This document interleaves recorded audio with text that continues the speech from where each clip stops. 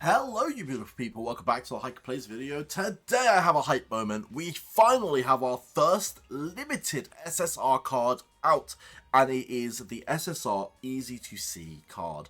It's the Nagi card, as a lot of people are going to be calling it. It's the movie Nagi card, and it's finally out. Now, it's considerably weaker than what we predicted. This card is one of the best training cards for kick supports in JP at the current moment in time, and it's come out to global considerably weaker than what we have in JP.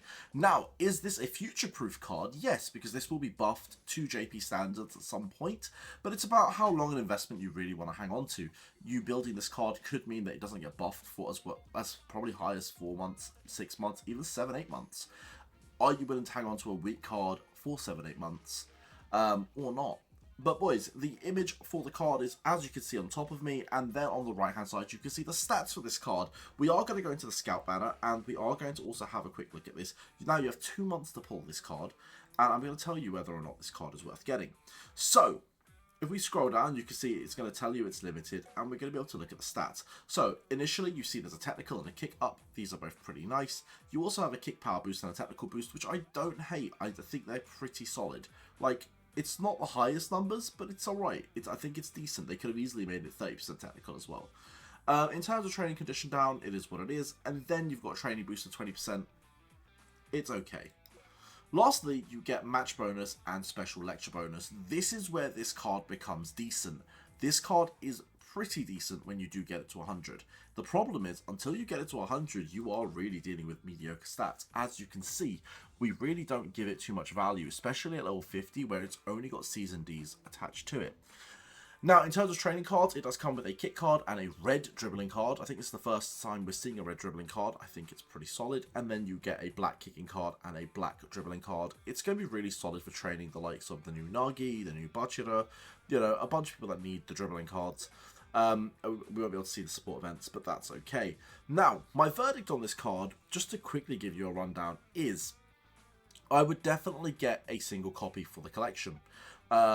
If you're a whale and you want to commit and you're willing and you understand that this card isn't going to be buffed in the foreseeable, like at least not for the first couple of months, go get it. I think it is worth it, and I think if you are going to level 100 it, I personally don't hate the card. I think there's a group of people that probably are going to tell you that it's not very good, but I see a 70% boost and I'm pretty excited about it. So if you're going to max it, I think it's a pretty solid card and fits in the current meta. Not phenomenally, but it fits. I mean, it fits as well as Raichu fits in the meta, right? And then on top of that, if you're not going to max it, I don't believe this card is very good. Again, I'd get it for collection purposes. And when I say collection purposes, I mean, if you do use it for training, we can come into the combo skills and go into the training skills over here. And if we just scroll down, this might take a few seconds to scroll down. We are going to see that it does come with its own combo. So you are going to want to train with Nagi, so the movie Nagi, and it is going to combo. I do believe they've heavily nerfed this as well, which is really sad because I believe they shouldn't have nerfed it, but there you are. So with the movie Nagi, you get 30, then 1%, 50, 60, then 3%. If you come down to 100, you only get 300 kicking. Bearing in mind Rin and Rin's card gives you 600 kicking at this point. To only get 300 kicking feels very low. And most other cards would give you 15% rate up. This gives you 5% at level 95.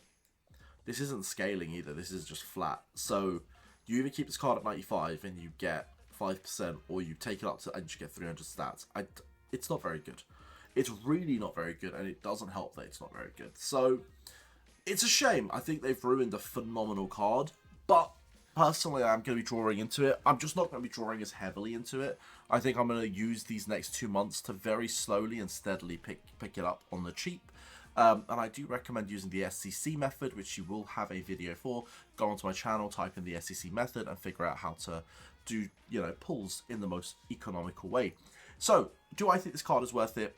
Again, get one for your collection. Other than that, just take it easy. Personally, I'm going to go to max it, but I completely understand if everyone isn't. So, yeah, I hope you enjoyed this video. Thanks for watching. I'll see you on the next one. Peace.